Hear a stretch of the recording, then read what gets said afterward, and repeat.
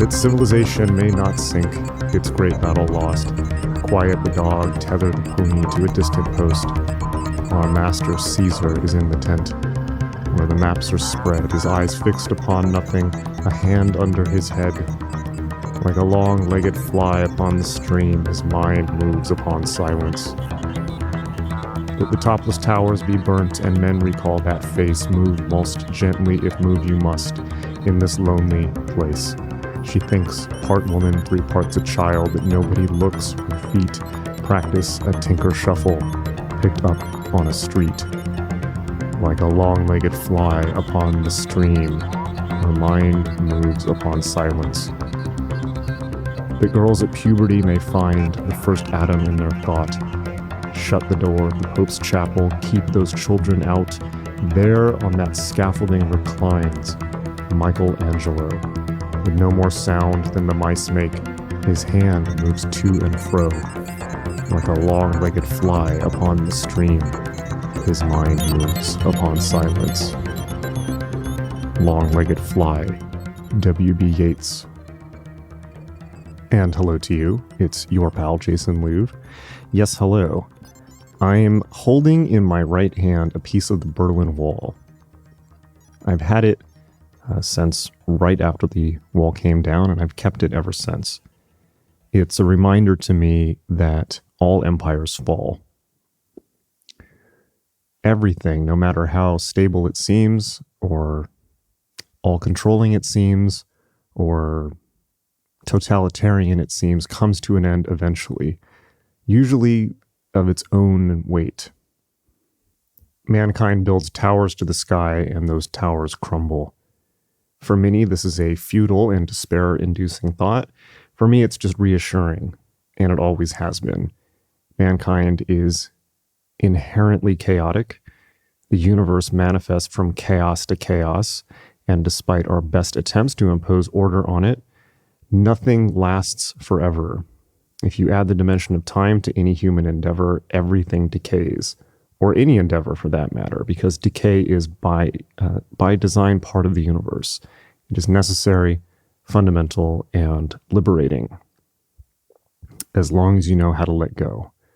So, this is of course not a political comment, as I am not a political person, and make no observations about the world around me, or the way things are going, or how apparently controlled or locked down things may be. I'm just not political. I'm a humble spiritual teacher. I'm a humble, even that would be too much. I'm a humble meditation teacher. I don't get political.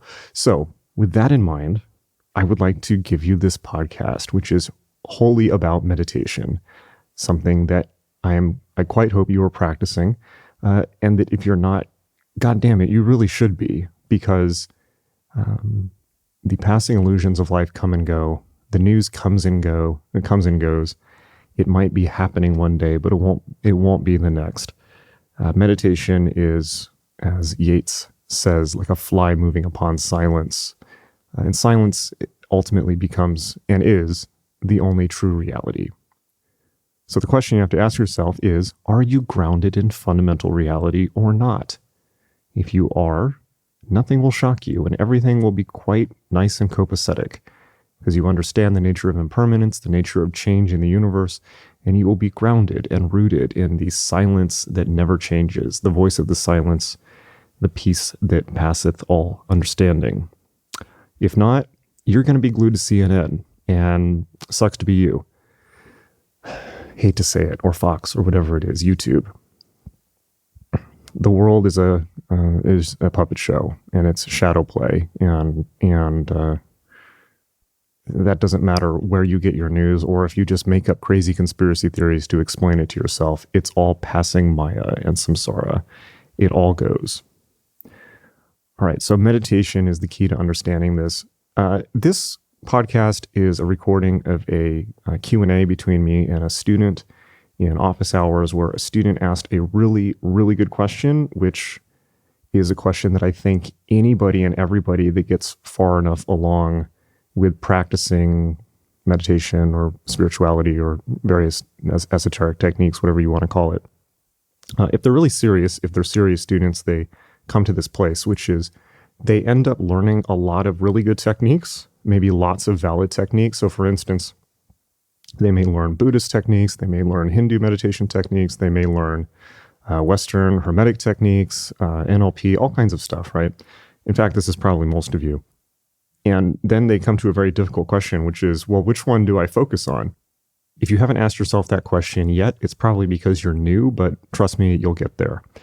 We all hit this kind of impasse at a certain point, and it becomes very difficult to understand how to proceed. Trungpa talked about this and called this spiritual materialism. Our rooms become too cluttered with stuff, too many techniques to practice, too many ideologies, thoughts, shiny things.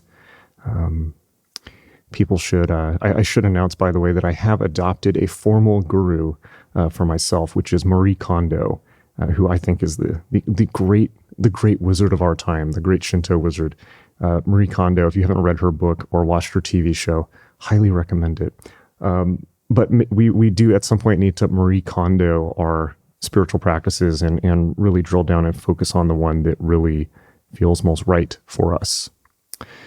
So we explore that question at length in this Q&A session. So for those of you who don't know what office hours are or Q&A, what Q&A is, so obviously I have a school for magic meditation and mysticism at magic.me, magick.me. And we've been doing tons of new courses. Actually, we launched a huge course prior to COVID, and then we launched a huge course right in the thick of COVID, which is called The Alchemy of Chaos, which was all about surviving this crazy, insane, topsy-turvy world that people have really, really, really loved.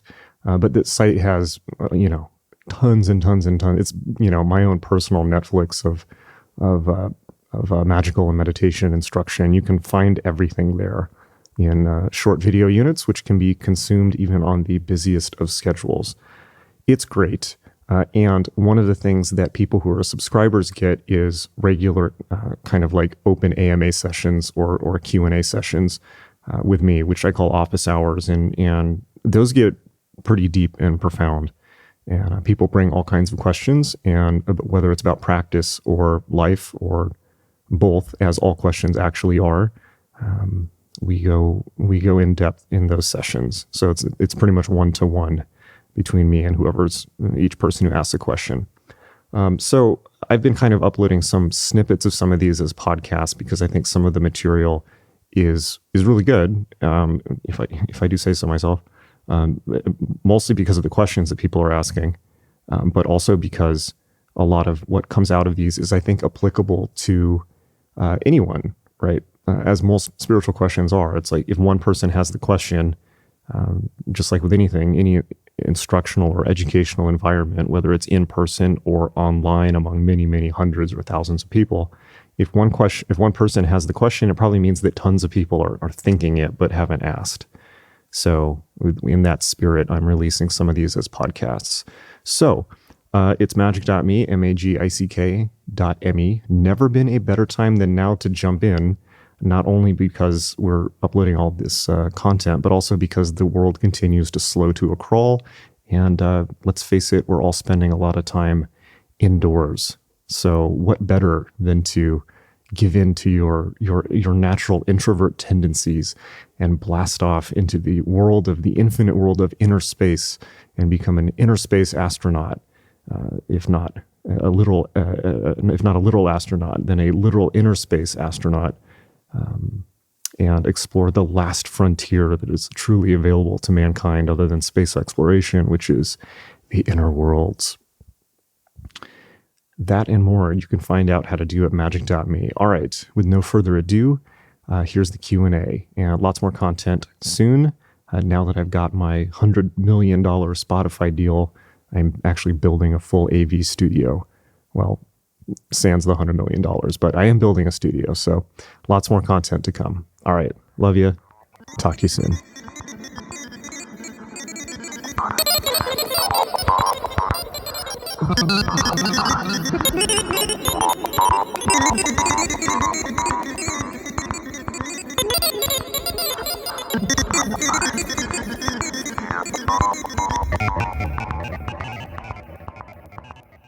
My question actually revolves around meditation, and kind of the paradox of choice. I've done a lot of meditation for many years, mostly in Buddhism, a little bit of sort of Vedic TM type meditation. Did a 10-day vipassana retreat, I think 2 years ago now, which is Great. really profound.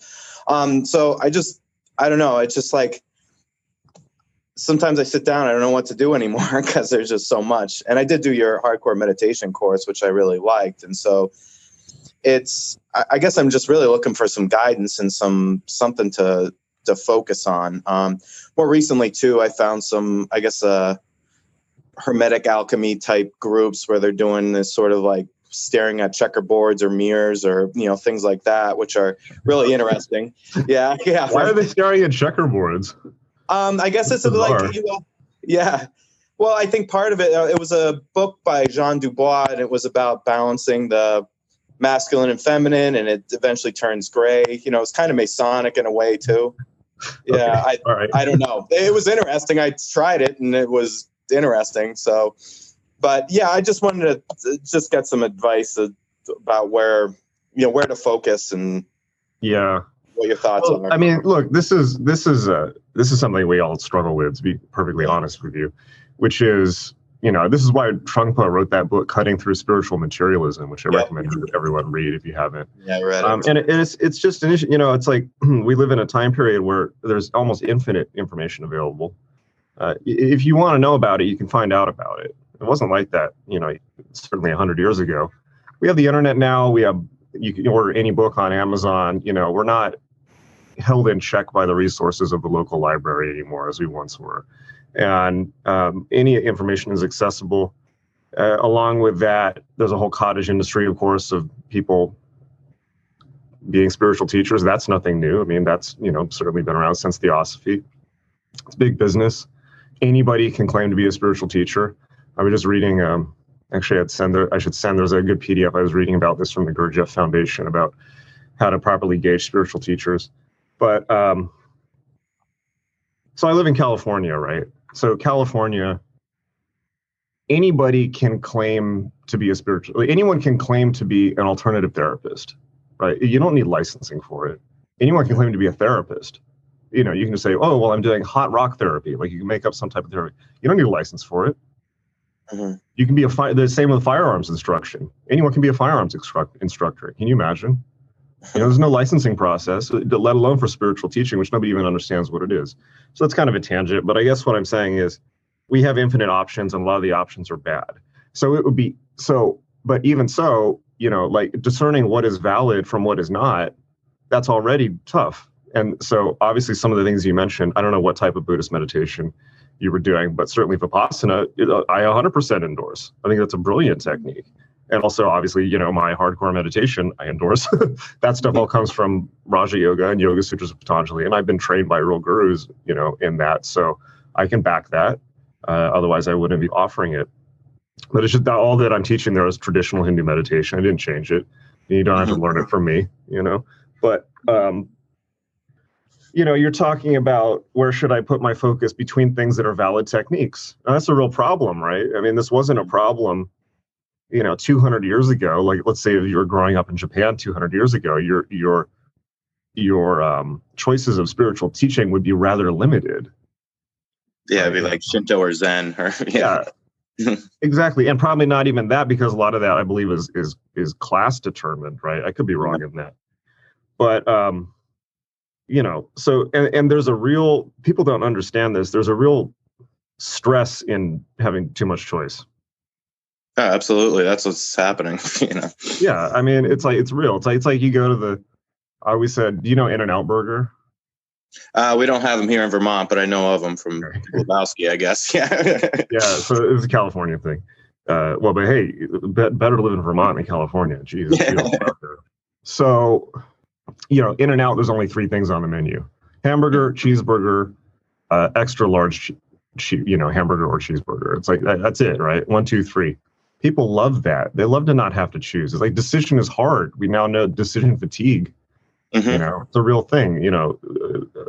That's why Obama and Steve Jobs and various other people, like people in real executive roles, have very famously only worn one outfit. So they just have multiple copies of the same outfit, so they don't have to have that choice every morning, because you only have a limited number of decisions you can make a day before it's sapped out of your brain. So, Right. so this is not an easy question. And the easy part is, I mean, it's not easy, but it's easier, is whittling away what is not a valid technique. Right. Mm-hmm. Now you have to choose between valid techniques, and people can stay there for forever. Yeah. We'll do a little bit of this and a little bit of that and not make progress. Stephen Flowers, who's the great teacher of the Northern tradition, calls this the path of the squirrel. The squirrel Ratatosk in Norse mythology hops along the world tree from branch to branch. And he says that in the modern New Age marketplace, which is really what it is, let's be honest, the spiritual marketplace, I'm engaged in it as well. Everyone's buying and selling. This is America, right? It's how we do it here. There's good and bad things about that. The good thing is availability. The bad thing is half teachings or confusion of choice. And he says, the big spiritual publishers, all of whom I work with, so I'm not going to slag them off, but it's true. I mean, he says, like, they encourage people that the idea that they have to learn everything: tarot, I Ching, meditation, this, that, everything. It's like, well, you can't dig too deep if you try to learn everything. That said, number one, to focus on meditation primarily is, in my mind, absolutely correct. Mm-hmm. Right? You can drop a lot of other bullshit if you're just focused on meditation. Right, because a lot of even ritual magic is a subsidiary practice to get you to be able to focus enough to meditate. Okay. Second is, you have access to valid teachings. That's good, right? So you're in the zone. You're getting closer to the bullseye, right? Yeah. The third is, what should you decide? I obviously can't make that decision for you. Yeah. I have two questions for you, though. One is, well, the first question is, what do you want? What is your goal?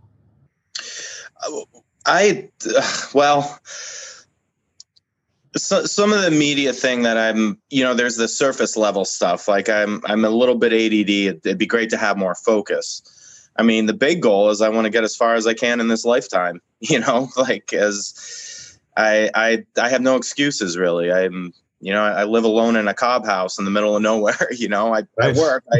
I'm actually a therapist myself. I work for a mental health agency and stuff. And I talked to you before. I'm a Mason too, so I'm involved in that. I remember. And so yeah, it's just like I have the time, I have the energy.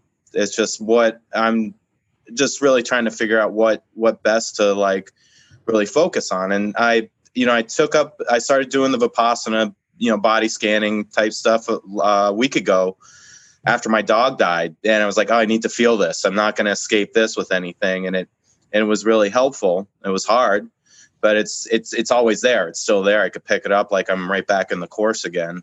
That's a very spiritually mature attitude, by the way. Oh, thanks. Yeah. And it's tough, man. It's life, right? It's like, yeah, right. Right. Yeah. But that's great. I mean, it's good for you, right?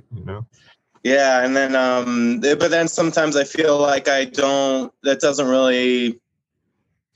don't feel as focused when I do that too, in a way, just that practice. So then I look for something that's a little more narrowed down. And again, it's just like one book opens the other. I read something else. I'm fascinated by the symbolism and the everything. So yeah, I'm just kind of a leaf twisting in the wind, but those are my two goals. It'd be great to have a little more focus and, but also I really want to work and get as far as I can in this lifetime. And when you say get as far as you can, what does that mean to you? I mean, like, well, I don't know. I guess illumination, enlightenment, okay. As far as you can towards that, it's, yeah. Okay. And what have you found that has been, for that goal, what have you found that has already been the most effective for you?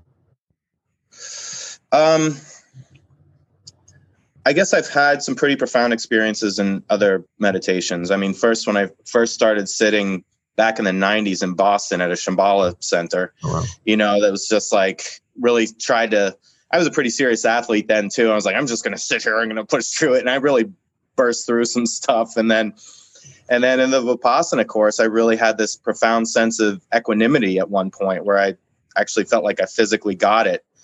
You know, at the end of the course, I was actually realized I was in this weird, I was almost asleep while I was sitting there. It was so painful in the beginning, but then I was like, towards the end, I just kind of let go, and I realized I can be in this place where I was like just so relaxed. I was almost snoring, but I was sitting bolt upright and not moving, you know? I don't know if that's anything that's like truly effective on anything or just surface level, like cities.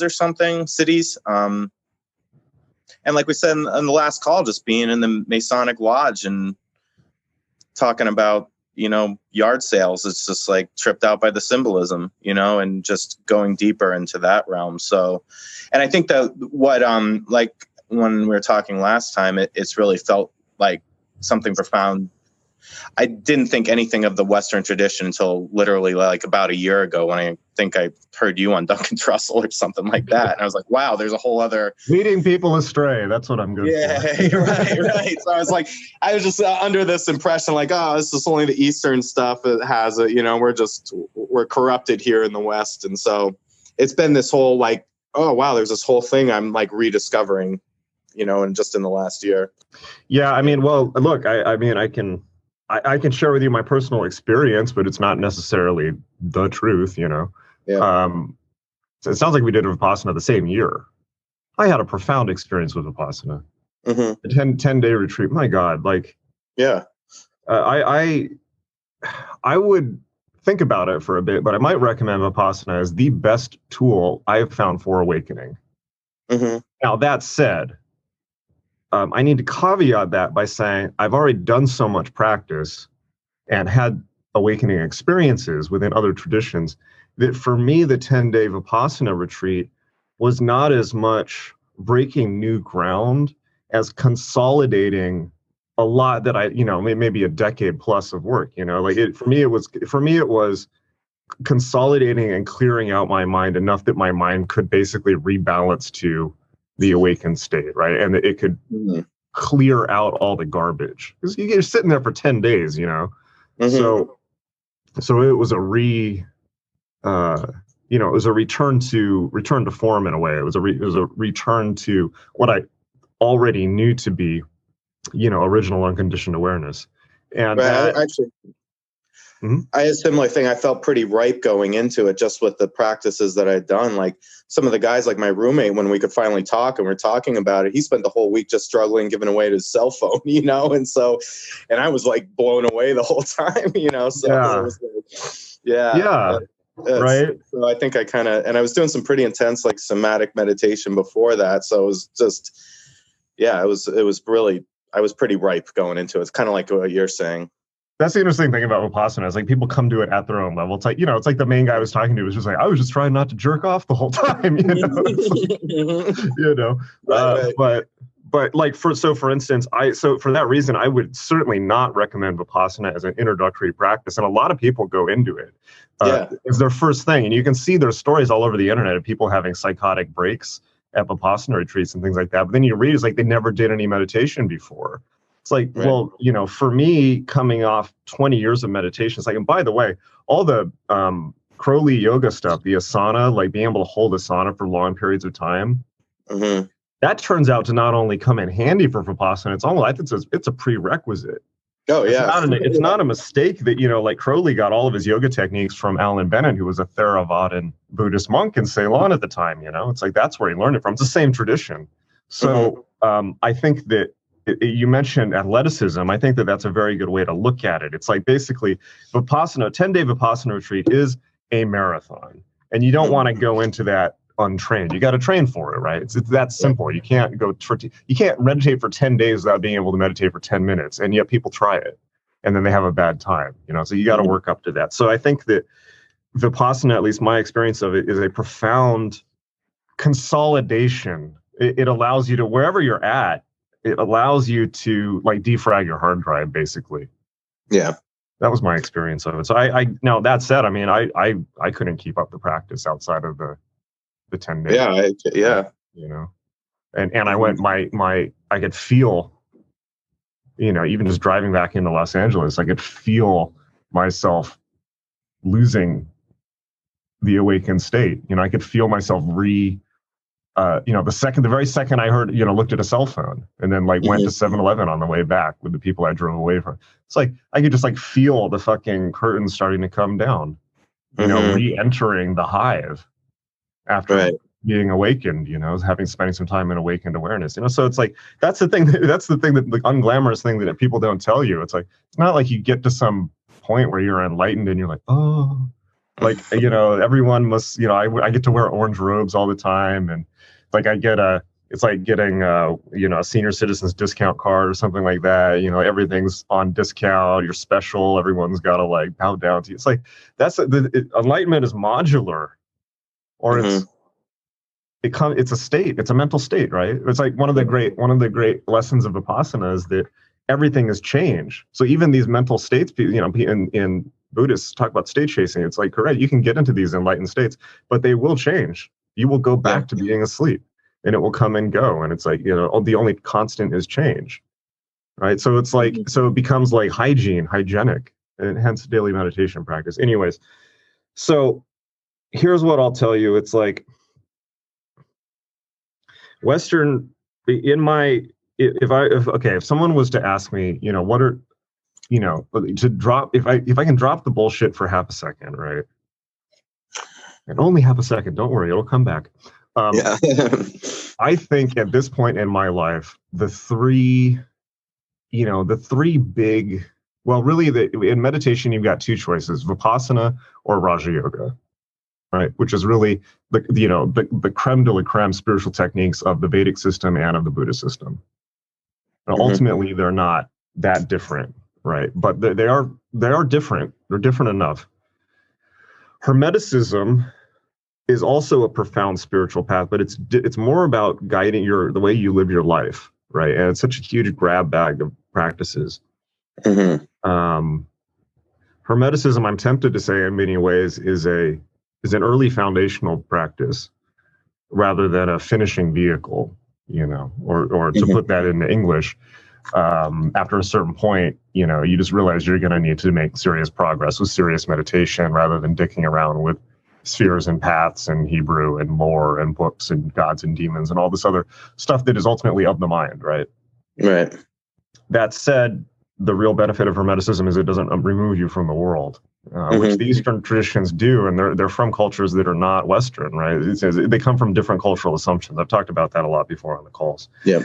So that's kind of a non-answer, but I guess what I'm doing instead of answering your question is validating where you are and saying that you do have good choices, right? It's like it's like everything sounds like it's very well set up for you. You have access to real teaching. You have serious spiritual maturity and experience of real practice. You have organized your life in such a way that is certainly far easier for you to meditate than it is for me, you know, right? You've organized your life in such a way that you can pursue a yogi lifestyle, which is rare. You know, I mean, it's probably easier to do that in Vermont than fucking India. Or a lot of these places, you know, like Vermont, you know, seriously. I got a long winter coming up. Yeah, right. You know, and so I'm validating where you are. I think you're in a really, really good place, and I think that your intention to make really serious progress is very laudable. In terms of what specific practice should you do, I can't answer. I'm some guy in LA. I can't answer that for you, but I can share with you I can basically mirror back to you what I'm hearing from you. I can mirror back that in my experience, at least, I think the techniques you have access to are excellent. And so it just sounds to me like you're in a very good place. But in terms of what specific practice you should follow, I would sit with it. Such an asshole thing to say. No, I mean, I think that I don't know, if you had to answer in the next 10 seconds, what would you say? God, I think I just want to I think I want to find something that's going to do more for concentration at this time. Okay. Whether that's going back to stage 1 of vipassana, or if it's just, going between the eyebrows, or I've even read some of the Barden meditations, and, just trying to, focus and just get a little more focus that can carry over into some of the other things that I'm interested in, like some of the active imagination and, things like that I've been studying. So I can give you a recommendation in that sense. And if your primary goal at this point is to develop focus, and I will caveat that by saying that focus is only half the battle. You need to put your intention, right intention, as Buddhism says. The focus should be on the path of enlightenment. But if you just want to develop focus, Raja Yoga all the way. Okay. Right. And Hermeticism, you mentioned the Barden exercises. Those Barden exercises are, by the way, those are fucking hard, right? I've tried to get through those so many times in my life, and I haven't been able to make very good progress on them. Probably because I don't live in upstate New York, right? Or excuse me, Vermont, right? Yeah. But if you have like a year of unstructured time to yourself, I mean, geez, what can you do with that stuff, right? I think that also the Barden stuff dovetails quite well with Raja Yoga, and it all dovetails eventually, but. I would work with the stuff in the hardcore meditation course then, because Raja Yoga is about holding single pointed focus, right? Right. If you can get your asana, pranayama, and dharana down, you can basically do anything, right? So I think that if you just need to develop your focus, I would just do that and not worry about what the ultimate be all end all practice is. You could even take Crowley's Liber E, just work through that. Work through that, or work through Barden if you want to be hermetic about it. But ultimately, what you're doing is you're training your mind to focus on one thing at a time and not waver, right? That, I think, this is I posted on Twitter the other day. It's you look in the occult world, everyone's selling these fucking $700 grimoires of the ultimate secret of the black anus of Belial, bound in leather, only 50 copies published, signed with a unique sigil by the author, who's just some guy in North England. Right. And it's I posted on Twitter. I later deleted it because I actually can be weirdly taciturn about what I put out into the public. But I said there's 1,000, all these 1,000 commodity grimoires. Why? Hermetic students would make better progress with a 5-page printout of Liber E and just committing to it than $1 million worth of those fucking books. Or Barden's initiation into hermetics. Nobody's published a better book since then. It was put out in the 30s or the 50s, maybe. Nobody's done a better book on hermetics than that since. They haven't. And it's still too hard. It's too hard for me. It's hard. And I've been doing this my whole life. So. I mean, does it help to I've also been playing with focusing on meditating on symbols as a part of because I am interested in the symbolism and the Kabbalah and things like that. I mean, is that a helpful thing to kind of incorporate into Raja Yoga, or? Sure. I guess. Sure. It's part of Raja Yoga. Okay. Yeah.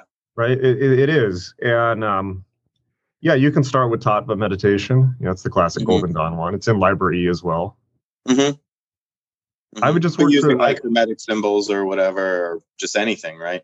Well, that you have to be careful with, because the symbols you're charging them. They're sigils, right? Yeah. So the tattvas, for instance, are the 5 symbols of the elements.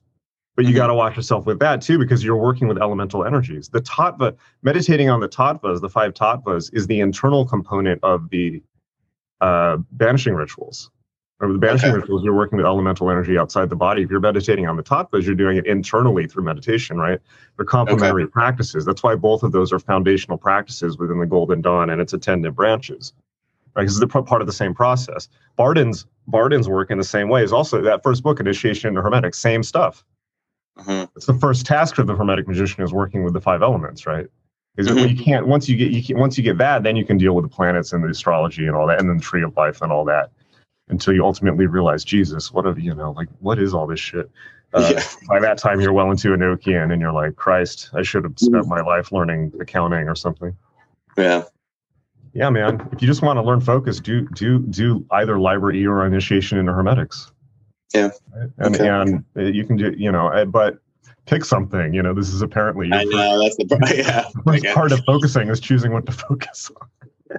Right. But I think that I can make a meta point on this, that and P.S. This is why I would say not only I teach magic like this, but that magic has been taught like this for at least 80 years. No, more than 80 years. Probably 100 years, at least 100 years, right? So, certainly since Crowley, right? You have to remember Crowley came out of the Theosophical era when people were just like babbling about fucking ascended masters and all this garbage, right? It's the same as the New Age stuff now. And Crowley brilliantly pointed out, it's like, no, the point is to focus your mind. It doesn't matter what you focus it on ultimately. Ultimately, it doesn't matter what you focus it on, but meaning it's not about dogma, it's about the process of cultivating mental clarity from the get-go. Right? So for that, Raja Yoga and Hermetic symbol meditation are the prescribed practices. And I can say with a 1,000% confidence for everybody on this call and everyone I have taught and everyone I will teach, that the first step should be learning to focus the mind. Once you can get laser-like focus down, you can then go into any branch of magic, whether it's Hermeticism or Raja Yoga or Vipassana or the Northern tradition or whatever the fuck, and kick ass, because your mind is already trained. Right, and during that process, you will have developed the discrimination and discernment to not end up where most people are, which is believing that the things of their mind are real, and then living their life in a New Age delusion world. Because during the meditation practice, you're able to cut down through the layers of the mind and say, okay, well, that's just thinking. Okay, well, that's just the vision. That's just the dreaming astral state. Well, okay, this is the archetypal state. Okay, well, this is actually what mental silence is like. And this is what samadhi is like, So, and at that point, you have zero interest in the astral gobbledygook of most of these practices. So I would say that if your goal is to develop your mind, that is an excellent goal, and I think that should be your goal. It should be everyone's goal, and that is, you can take that as your goal without knowing what your ultimate destination is, and it is a necessary, not only an important but a necessary foundational step. By the way, I really recommend also for everyone on this call, in the Equinox, Crowley's essay, The Psychology of Hashish, not because it's about cannabis indica. He was one of the very first writers about it, not because of that, but because he includes an extremely well explicated, he wrote it under a pen name, but he includes an extremely well explicated Theravada Buddhist map of mental states, jhanas, which is critical. It is fucking critical to understand that stuff for anyone engaged in these practices, because you need to be able to discern between what is the process of the mind focusing and what is real.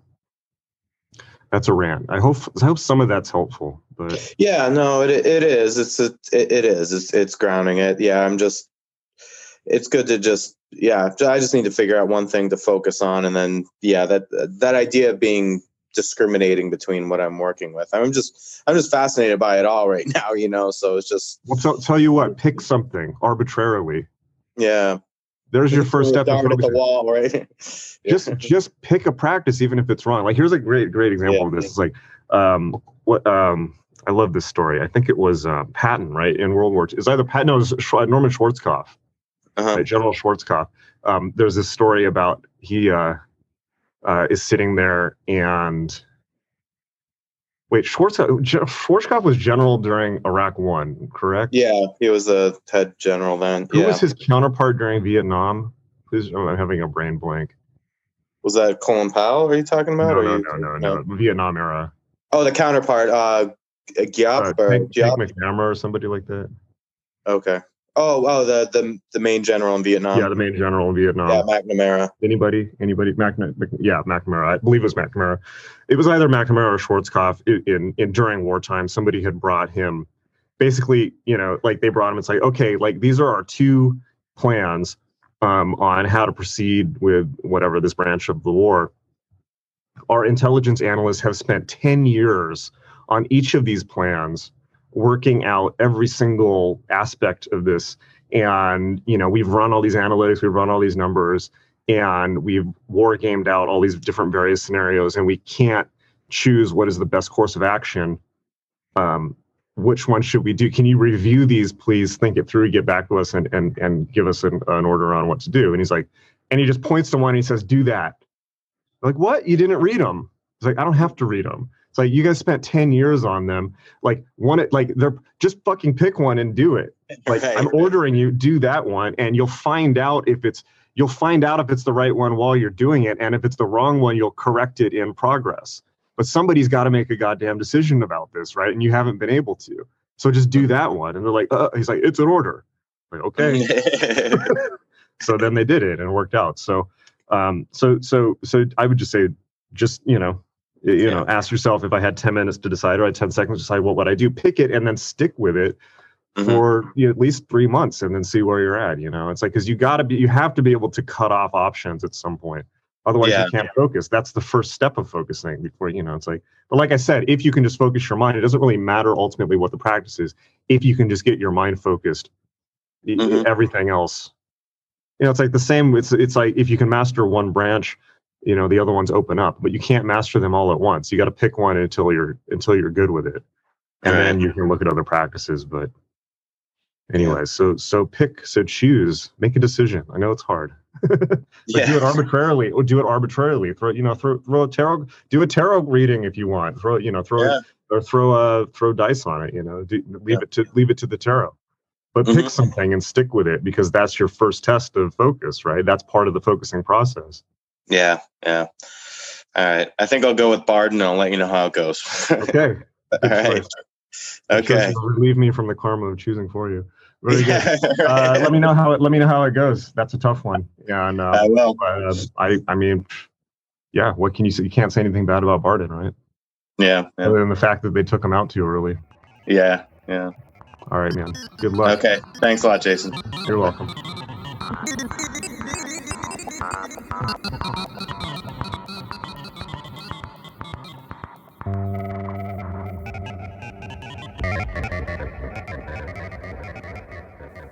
All right. Hope you enjoyed that. You can find out lots more at magic.me, magick.me, my school for magic meditation and mysticism. If you're not on the email list, you should be on it, because that's where you're going to hear about new cool stuff first. You can get on that right at the website. There's a link to get on the mailing list. Make sure you're on it and jump into the school. Now's the best time ever to do it. All right. Talk to you next time. Hang in there. Bye.